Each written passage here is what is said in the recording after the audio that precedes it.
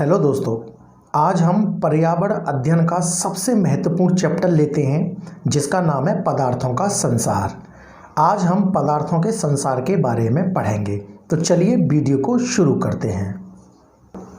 सबसे पहले हम जानेंगे कि पदार्थ किसे कहते हैं। पदार्थ क्या होते हैं? जो चीज़ें जगह घेरती हैं और जिनका भार होता है उन्हें पदार्थ कहा जाता है। खाना, वायु, कपड़े, जल, टेबल, चट्टान, स्टील, लकड़ी, पेड़ पौधे, जीव जंतु आदि सब पदार्थ हैं। सभी पदार्थों का रंग, रूप और आकार अलग अलग होता है। एक पदार्थ या एक से अधिक पदार्थों के मिश्रण से बनने वाली विशेष गुण वाली चीज़ को वस्तु कहते हैं, जैसे कमीज, साइकिल, कुर्सी, मेज, पेंट आदि। अब हम नेक्स्ट हेडिंग लेते हैं, पदार्थों का विभाजन। क्या आखिर पदार्थों का विभाजन कैसे किया जाता है? आधुनिक विज्ञान पदार्थों को उनके भौतिक और रासायनिक गुणों के आधार पर विभाजित करता है। भौतिक गुणों के आधार पर पदार्थों को ठोस, द्रव्य और गैस में विभाजित किया जाता है। रासायनिक गुणों के आधार पर पदार्थ तीन प्रकार के होते हैं: तत्व, यौगिक और मिश्रण। अब हम इसमें लेते हैं सबसे पहले ठोस।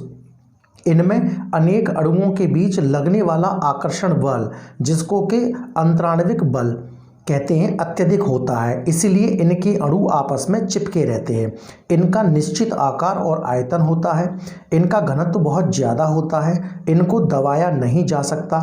उदाहरण के लिए पत्थर, ईंट, लकड़ी, लोहा आदि। नेक्स्ट लेते हैं हम द्रव्य। इनमें अंतराण्विक बल, अंतराण्विक में आकर्षण बल ठोसों की अपेक्षा कम होता है। इनका निश्चित आयतन होता है। इनका निश्चित आकार नहीं होता है। ये जिस पात्र में डाले जाते हैं उसके आकार में ढल जाते हैं। ये आसानी से बह जाते हैं। इनको ज़्यादा दबाया नहीं जा सकता है। इनका घनत्व ठोसों की अपेक्षा कम होता है। उदाहरण के लिए पानी, तेल, दूध आदि। नेक्स्ट लेते हैं हम तीसरा, गैस। इनमें अंतराण्विक यानी आकर्षण बल बहुत ही कम होता है। इनका आकार और आयतन अनिश्चित होता है। इनका घनत्व बहुत ही कम होता है। इनको आसानी से दबाया जा सकता है। ये आसानी से बह जाते हैं। उदाहरण के लिए nitrogen, oxygen, organ, carbon dioxide आदि। अब हम नेक्स्ट हेडिंग लेते हैं तत्व। वे पदार्थ जो एक ही प्रकार के परमाणुओं से मिलकर बने होते हैं तत्व कहलाते हैं। तत्व दो प्रकार के होते हैं, धातु और अधातु। धातु और अधातु में तुलना। अब हम यहाँ पर लेते हैं धातु और अधातु में तुलना। अवस्था, सबसे पहले हम गुण लेते हैं। किस गुण के आधार पर धातु की क्या, धातु में क्या अवस्था होती है और अधातु में क्या। तो बहुत सारे गुण हैं। सबसे पहले हम गुण लेते हैं अवस्था। तो धातु की अवस्था क्या होती है? सभी धातुएं सामान्य तापमान पर ठोस होती हैं। जैसे पारा यानी मरकरी सामान्य तापमान पर द्रव के रूप में होता है। और अधातु की अवस्था, अधातुएं सामान्य तापमान पर तीनों अवस्थाओं में मिलती हैं। ठोस में कार्बन, सल्फर, फास्फोरस, द्रव में ब्रोमीन, गैस में हाइड्रोजन, ऑक्सीजन, नाइट्रोजन और क्लोरीन। दूसरी अवस्था लेते हैं हम आघात वर्धनीयता। इसमें धातु में क्या है? ये धातुओं को पीटकर चादर यानी शीट में बदला जा सकता है। सोना सबसे अच्छा आघात वर्धनीय धातु है। और अधातु में अधातुओं को पीटकर शीट में नहीं बदला जा सकता है। नेक्स्ट गुण है तन्यता। तो धातु में तन्यता कितनी है? धातुओं को खींचकर तारों में बदला जा सकता है। सोना सबसे ज़्यादा तन्य धातु है। और अधातु में इन्हें खींचकर तारों में नहीं बदला जा सकता है। नेक्स्ट गुण है ध्वनिक। ध्वनि धातु टकराने पर ध्वनि उत्पन्न करती है और अधातुएं ऐसा नहीं करती हैं। और नेक्स्ट गुण है चमकीलापन। सभी धातुएं चमकीली होती हैं और अधातु में ये चमकीली नहीं होती हैं। आयोडीन चमकीली अधातु है। अगला गुण है कठोरता। तो सभी धातुएं कठोर होती हैं। सोडियम और पोटेशियम नरम होते हैं, इन्हें चाकू से काटा जा सकता है। और ये अधातु में ये सभी नरम होती हैं। हीरा कठोर होता है। नेक्स्ट गुण है चालकता। सभी धातुएं ऊष्मा और विद्युत की कुछ सुचालक होती हैं। चांदी सबसे अच्छी सुचालक है और अधातु में ये ऊष्मा की कुचालक होती हैं। अपवाद स्वरूप हीरा ऊष्मा का कुचालक है। ग्रेफाइट विद्युत का सुचालक है।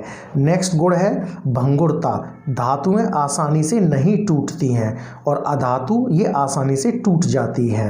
नेक्स्ट गुण है घनत्व, धातु यानी इनका घनत्व बहुत ज़्यादा होता है और अधातु में इनका घनत्व बहुत कम होता है। नेक्स्ट गुण है गलनांक और क्वथनांक बिंदु, धातु बहुत ऊंचा होता है, सोडियम और पोटेशियम का यह बिंदु बहुत कम होता है और अधातु में इनका बहुत कम होता है और हीरे का सबसे ज़्यादा होता है। अब हम नेक्स्ट हेडिंग लेते हैं यौगिक। यौगिक क्या होते हैं? ये दो या दो से अधिक तत्वों के संयोग से बनते हैं। इनका निश्चित रासायनिक अनुपात होता है। इनके घटकों यानी अवयवों को रासायनिक क्रिया से अलग किया जा सकता है। इनके गुण इनके घटकों के गुणों से अलग होते हैं। इनका गलनांक और क्वथनांक निश्चित होता है। उदाहरण के लिए जल जिसका है H2O। तो तत्व कौन से हैं? हाइड्रोजन और ऑक्सीजन। अनुपात यानी भार में 1:8, गलनांक बर्फ का 0 डिग्री सेल्सियस, क्वथनांक जल का 100 डिग्री सेल्सियस। हाइड्रोजन और ऑक्सीजन के गुणों से जल के गुण अलग होते हैं।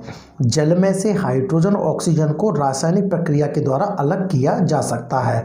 अन्य उदाहरण हैं कार्बन डाइऑक्साइड यानी CO2, चूना CaO, चौक CaCO3, सोडियम क्लोराइड NaCl आदि। नोट यानी विशेष बात, तत्व और यौगिक शुद्ध पदार्थ होते हैं। अब हम नेक्स्ट हेडिंग लेते हैं मिश्रण। दो या दो से अधिक तत्वों या यौगिकों के योग से बनने वाले पदार्थ को मिश्रण कहा जाता है।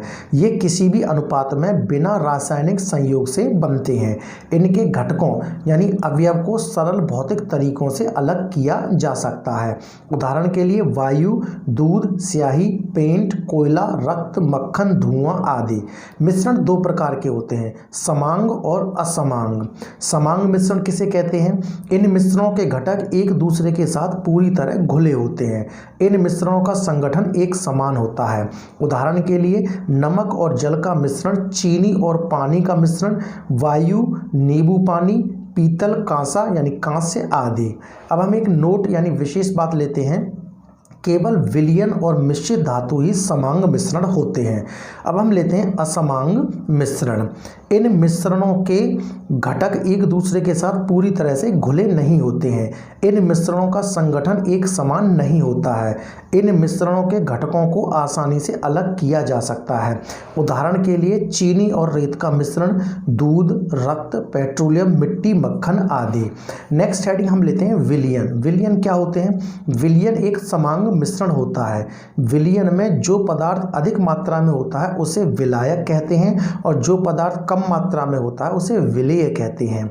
विलेय का विघटन दर तापमान के बढ़ने पर बढ़ता है एवं तापमान के कम होने पर घटता है। उदाहरण के लिए नमक और जल का विलयन, इस मिश्रण में जल विलायक है और नमक विलेय है। नोट यानी विशेष बात, जल को सार्वत्रिक विलायक कहा जाता है। नेक्स्ट हेडिंग हम लेते हैं निलंबन। ये वे असमांग मिश्रण हैं जिनमें ठोस कण तरल और द्रव में पूरी तरह से नहीं घुल पाते हैं। ठोस कण नग्न आंखों से दिखाई देते हैं। उदाहरण के लिए चौक और पानी का मिश्रण, आटा और पानी का मिश्रण आदि। नेक्स्ट हेडिंग हम लेते हैं क्लोराइड। ये वे विलयन हैं जिनमें ठोस कण नग्न आंखों से दिखाई नहीं देते हैं। इसके कण आसानी से छलनी में आर पार जा सकते हैं। उदाहरण के लिए दूध, रक्त, जेली, स्याही, धुंध आदि। नेक्स्ट हेडिंग है मिश्रित धातु। तो मिश्रित धातु धातुओं का समांग मिश्रण होता है। मिश्रित धातु के गुण उसके घटकों के गुण से अलग होते हैं। निम्न तालिका में मिश्रित धातुएं, उनका संगठन और उपयोग दिए गए हैं। अब हम मिश्रित धातु जैसे इस्पात यानी स्टील, इसका संगठन कार्बन, लोहा, उपयोग चादर, तार, रेल लाइन, औजार आदि बनाने में। नेक्स्ट है स्टेनलेस इस्पात, संगठन है लोहा, निकेल, क्रोमियम और इसका उपयोग है बर्तन, ब्लेड आदि बनाने में। नेक्स्ट है धातु पीतल और इसका संगठन है तांबा और जस्ता। उसका उपयोग कहाँ होता है? बर्तन, मशीनों के पुर्जे बनाने में। नेक्स्ट धातु है डूरालुमिन। इसमें क्या क्या संगठन होते हैं? एल्यूमिनियम, तांबा, मैग्नीशियम, मैग्नीज। तो इसका उपयोग है वायुयान, प्रेशर कुकर, उपग्रह बनाने में। नेक्स्ट धातु है कांसा यानी कांस्य, और इसका संगठन है तांबा और टिन को मिलाकर कांसा बनता है। इसका उपयोग बर्तन, मूर्तियों, तोप बनाने में किया जाता है। नेक्स्ट धातु है 22 कैरेट गोल्ड। तो ये किससे बनता है? सोना, चांदी या तांबा को मिलाकर, और इसका उपयोग गहने बनाने में होता है। नेक्स्ट है कृत्रिम सोना यानी रोल्ड गोल्ड, जिसका संगठन होता है तांबा और एल्यूमिनियम को मिलाकर कृत्रिम सोना बनता है, और इसका उपयोग गहने, मूर्तियों बनाने में किया जाता है।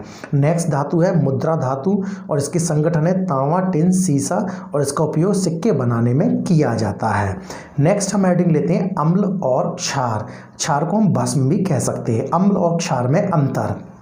अम्ल इनका स्वाद खट्टा होता है, क्षार इनका स्वाद कड़वा होता है। अम्ल ये छूने में चिकने नहीं होते हैं, क्षार ये छूने में चिकने होते हैं। अम्ल ये नीले लिटमस पत्र को लाल कर देते हैं, क्षार ये लाल लिटमस पत्र को नीला कर देते हैं।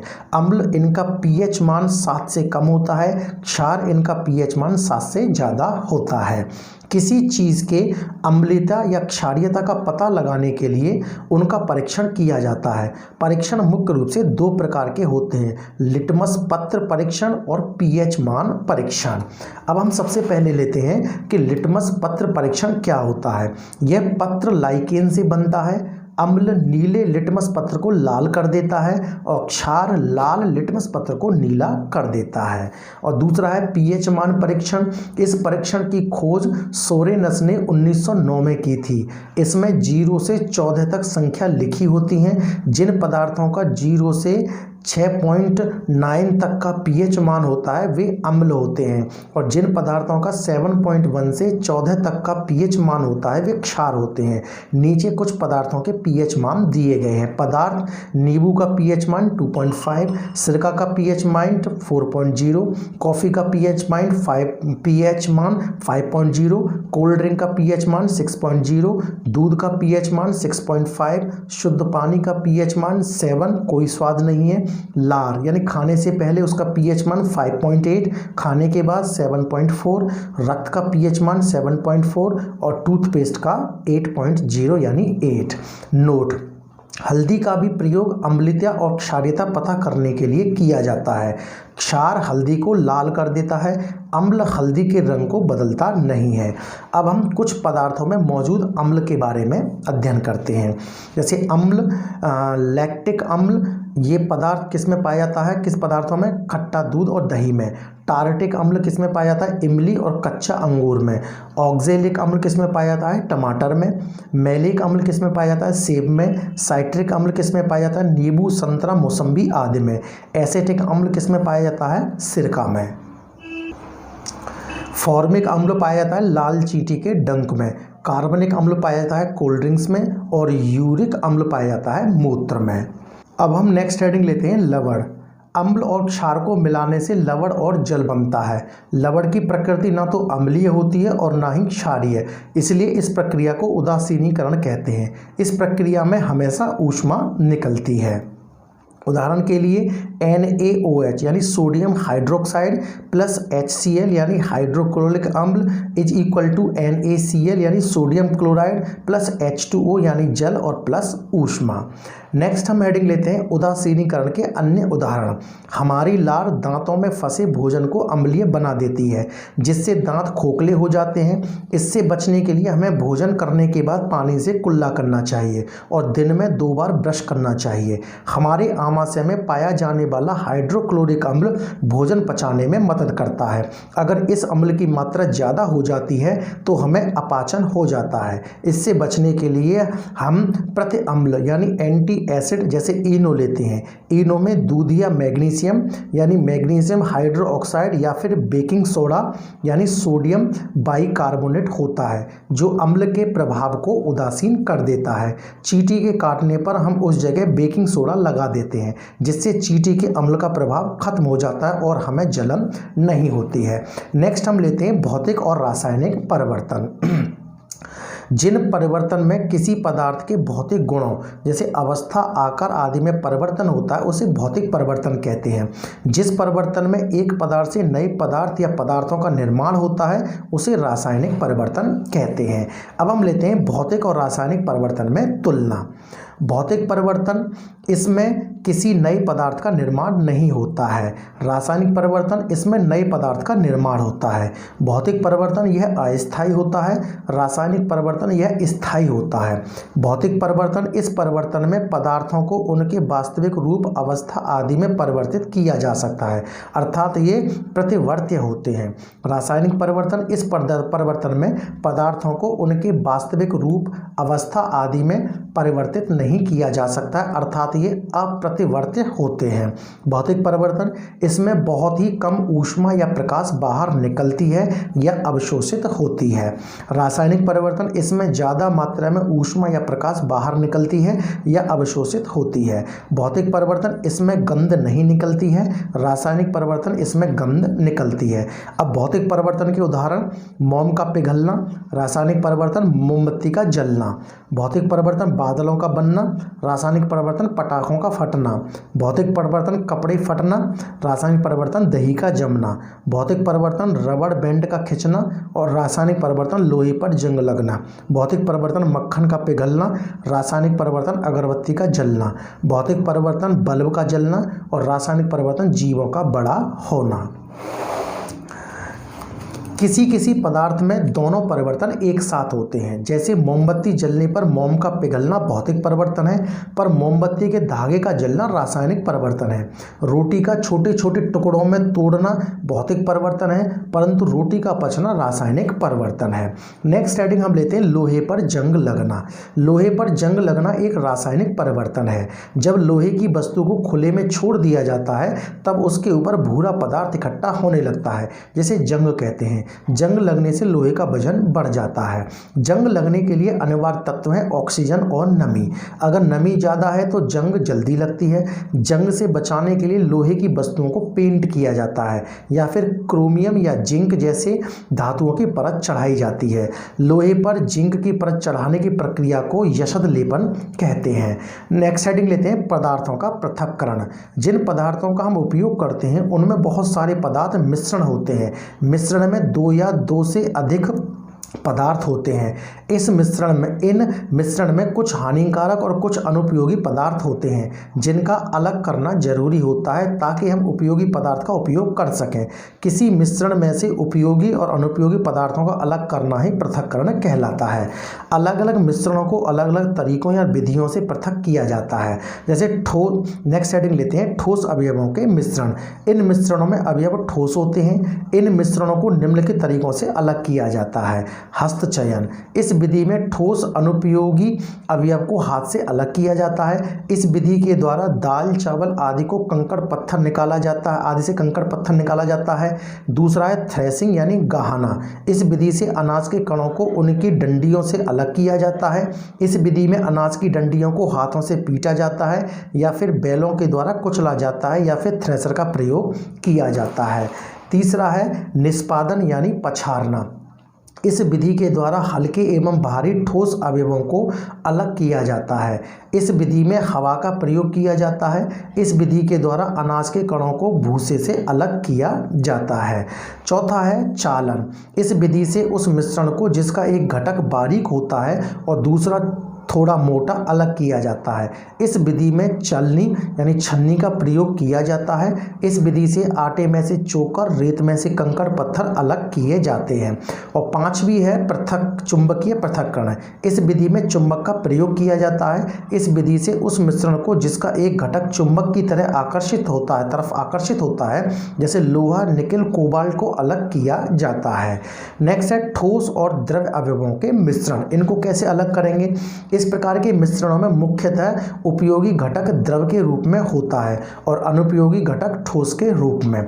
इस प्रकार के मिश्रणों को निम्न विधियों से अलग किया जाता है। पहला है अवसादन यानी तलछटन। इस विधि में ठोस एवं द्रव के मिश्रण को कुछ समय के लिए स्थिर छोड़ दिया जाता है। मिश्रण के स्थिर रहने पर ठोस घटक नीचे बैठ जाता है और द्रव घटक ऊपर आ जाता है। दूसरा है निस्तारण यानी निथारना। इस प्रक्रिया में अवसादित मिश्रण के द्रव को बिना हिलाए दूसरे बर्तन में डाला जाता है। तीसरा है निस्यंदन यानी छानना। इस विधि में निस्तारित मिश्रण को छलनी से छान लिया जाता है। चाय में से चाय पत्ती, जूस में से रेसे, पनीर बनाने के लिए फटे दूध में से ठोस कणों को छाना जाता है। चौथा है बाष्पीकरण। इस विधि में ठोस एवं द्रव के मिश्रण को उबालना गर्म किया जाता है। गर्म करने पर द्रव यानी जल भाप बनकर उड़ जाता है और ठोस घटक नीचे रह जाता है। समुद्र के पानी से नमक को इसी विधि के द्वारा अलग किया जाता है। बाष्पीकरण किसी भी तापमान पर हो सकता है, परंतु उबलना यानी क्वथन एक निश्चित तापमान पर ही होता है। नेक्स्ट हेडिंग लेते हैं हम बाष्पीकरण को प्रभावित करने वाले कारक। बाष्पीकरण निम्नलिखित कारकों द्वारा प्रभावित होता है। पहला है तापमान। तापमान बढ़ने पर बाष्पीकरण की दर बढ़ती है एवं घटने पर घटती है। दूसरा है आर्द्रता। आर्द्रता बढ़ने पर बाष्पीकरण की दर घटती है एवं आर्द्रता घटने पर बढ़ती है। तीसरा है सतह क्षेत्र। सतह क्षेत्र बढ़ने पर बाष्पीकरण की दर बढ़ती है एवं घटने पर घटती है। चौथा है वायु की गति। वायु की गति बढ़ने पर बाष्पीकरण की दर बढ़ती है एवं घटने पर घटती है। पांचवा लेते हैं हम पॉइंट अपकेंद्रण। इस विधि में ठोस एवं द्रव्य के मिश्रण को बहुत तेज गति से घुमाया जाता है। इस विधि से दूध में से क्रीम और दही में से मक्खन को अलग किया जाता है। वॉशिंग मशीन में कपड़े धोना भी इसी विधि पर आधारित है। छठवां है द्रव शोधन यानी आसवन। इस विधि में ठोस एवं द्रव यानी जल के मिश्रण को गर्म किया जाता है। इस विधि में ऐसे उपकरण का प्रयोग किया जाता है जिसमें द्रव यानी जल भाप बनकर ऊपर उठता है और ठंडा होकर दूसरे पात्र में इकट्ठा हो जाता है और ठोस नीचे रह जाता है। समुद्र के जल से नमक और शुद्ध जल प्राप्त करने के लिए इस विधि का प्रयोग किया जाता है। नेक्स्ट हेडिंग है द्रव एवं द्रव्य अवयवों के मिश्रण। इन मिश्रणों में घटक द्रव्य के रूप में होते हैं। इन मिश्रणों में से उपयोगी और अनुपयोगी पदार्थों को निम्न विधियों से अलग किया जाता है। पहली है पृथक्कीप। इस विधि से दो अघुलनशील द्रव्यों को अलग किया जाता है। इस विधि से तेल और पानी के मिश्रण को अलग किया जाता है। तेल हल्का होने के कारण ऊपर रह जाता है और पानी नीचे पात्र में इकट्ठा हो जाता है। दूसरा है प्रभाजी आसवन। इस विधि के द्वारा घुलनशील द्रवों को अलग किया जाता है। यह विधि पदार्थों के क्वथनांक बिंदु पर आधारित है। जब इस प्रकार के मिश्रण को गर्म किया जाता है तब अलग अलग क्वथनांक बिंदु वाले द्रव अलग हो जाते हैं। इस विधि के द्वारा कच्चे तेल से मोम, स्नेहक यानी ग्रीस, डीजल, मिट्टी का तेल, पेट्रोल आदि को अलग किया जाता है। अब हम कुछ विशेष बातें ले लेते हैं जो बॉक्स के अंदर दे रखी हैं। किसी मिश्रण के पदार्थों को अलग करने के लिए एक से ज़्यादा विधियों का प्रयोग किया जाता है। जैसे नमक और रेत के मिश्रण को अलग करने के लिए निम्न विधियां अपनाई जाती हैं। मिश्रण में जल मिलाया जाता है, अवसादन और निस्तारण किया जाता है जिससे रेत और नमक वाला जल अलग हो जाता है। निस्यंदन किया जाता है जिससे नमक वाले जल में बचा हुआ रेत अलग हो जाता है। बाष्पीकरण, निस्यंदित जल को गर्म किया जाता है जिससे जल भाप बनकर उड़ जाता है और नमक बच जाता है। अब हम नेक्स्ट हेडिंग लेते हैं चीज़ें घिसती हैं और तैरती हैं। घर्षण। घर्षण क्या होता है? दो वस्तुएं एक दूसरे के संपर्क में आने से उनके बीच में एक बल लगता है जो उनकी गति को रोकता है, उसे घर्षण बल कहते हैं। घर्षण के दौरान ऊष्मा उत्पन्न होती है। घर्षण हमारे लिए लाभकारी भी है और हानिकारक भी है। अब हम पहले लेते हैं घर्षण के लाभ। घर्षण के कारण ही मनुष्य चल पाता है। घर्षण ना होने पर हम फिसल जाते हैं। टायरों और सड़कों के बीच में घर्षण लगने के कारण ही वाहन रुक जाते हैं। घर्षण के कारण ही हम कागज, बोर्ड आदि पर लिख पाते हैं। घर्षण के कारण ही माचिस की तीली जलती है। घर्षण के कारण ही हम धागे में गांठ बांध पाते हैं। घर्षण के कारण ही भवनों का निर्माण हो पाता है। अब घर्षण से हानियां। घर्षण के कारण चीज़ें घिस जाती हैं। घर्षण के कारण मशीनें और उनके कलपुर्जे खराब हो जाते हैं। अब घर्षण कम करने के उपाय। मशीनों में तेल या स्नेहक का उपयोग किया जाता है। सूटकेसों में रोलर यानी पहिए लगा दिए जाते हैं। कैरम बोर्ड पर पाउडर छिड़का जाता है। दरवाज़ों के कब्जों में तेल डाला जाता है, मशीनों में बॉल बेयरिंग का उपयोग किया जाता है। अब वस्तुओं का तैरना और डूबना। साधारणतः हम ये मानते हैं कि अगर किसी वस्तु का घनत्व जल के घनत्व से कम होता है तो वह वस्तु तैरती है, परंतु घनत्व ज़्यादा होता है तो वह डूब जाती है। इस आधार पर पानी के जहाज़ को डूबना चाहिए क्योंकि उसका घनत्व पानी से अधिक होता है, पर ऐसा नहीं होता। नेक्स्ट है उत्प्लावन बल यानी आर्किमिडीज का सिद्धांत। जब हम किसी वस्तु को पानी में डुबोते हैं तब उस वस्तु पर पानी के द्वारा ऊपर की ओर एक बल लगता है जिसे उत्प्लावन बल या उत्क्षेप बल कहते हैं। इस बल के कारण वस्तु के भार में आभासी कमी महसूस होती है जो उस वस्तु के द्वारा हटाए गए जल के बराबर होती है। यही आर्किमिडीज का सिद्धांत है। इस सिद्धांत के अनुसार किसी वस्तु के प्लवन के लिए 3 स्थितियां हो सकती है।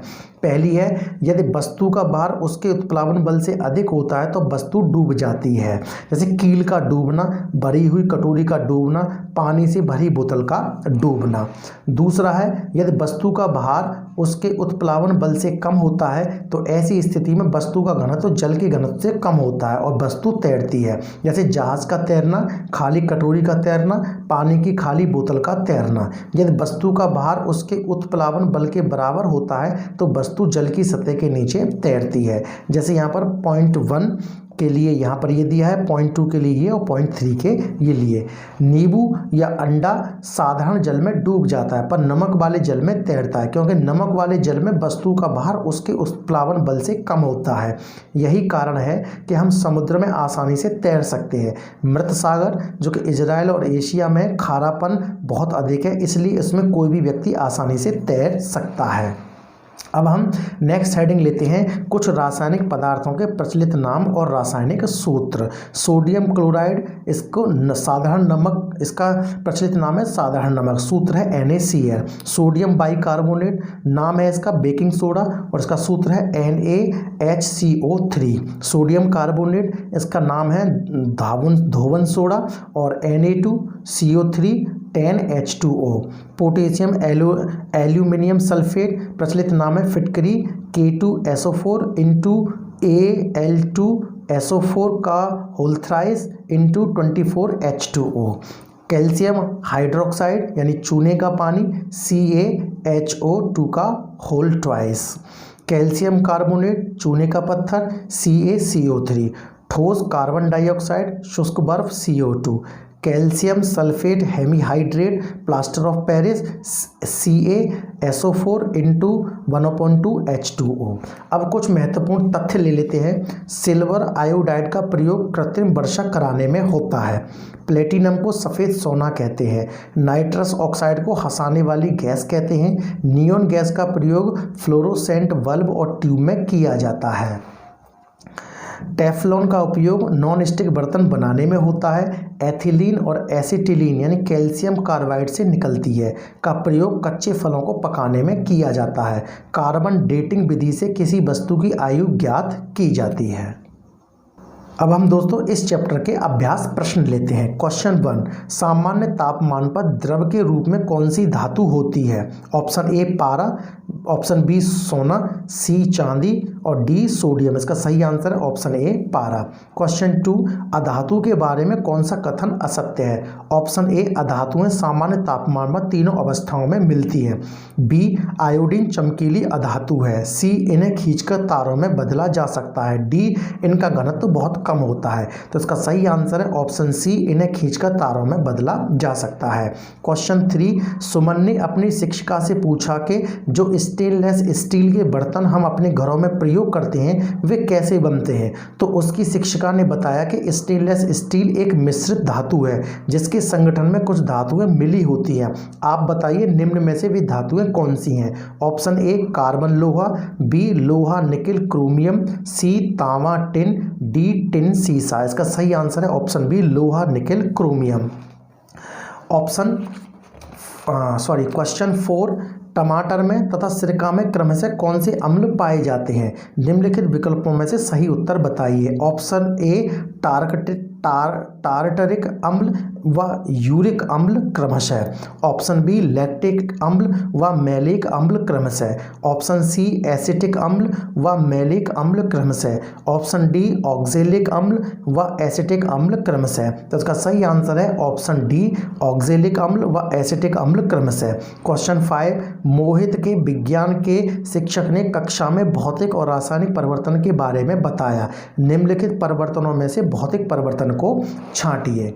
तो इसके ऑप्शन 1 मोम का पिघलना, ऑप्शन 2 पटाखों का फटना, 3 बल्ब का जलना, 4 कागज़ का जलना, 5 बादलों का बनना। तो एक से ज़्यादा ऑप्शन आंसर में होंगे इसलिए इसके कूट दे रखे हैं। कूट ए 1 2 3, कूट बी 1 2 3 4, कूट सी 1 3 5 और कूट डी सेकंड और थर्ड और फिफ्थ। तो इसका सही आंसर है ऑप्शन सी। ऑप्शन सी में है ऑप्शन 1, ऑप्शन 3 और ऑप्शन 5।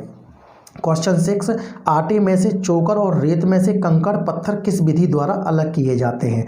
ऑप्शन ए हस्तचयन, ऑप्शन बी चालन, option C threshing, option D निष्पावन। तो इसका सही आंसर है ऑप्शन बी चालन।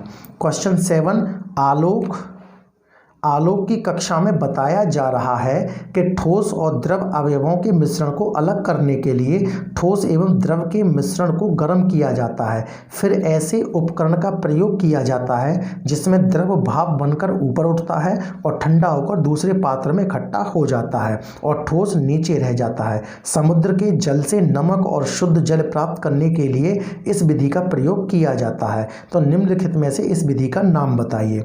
ऑप्शन ए आसवन, ऑप्शन बी निस्तारण, ऑप्शन सी अवसादन, ऑप्शन डी बाष्पीकरण। तो इसका सही आंसर है ऑप्शन ए ऑप्शन।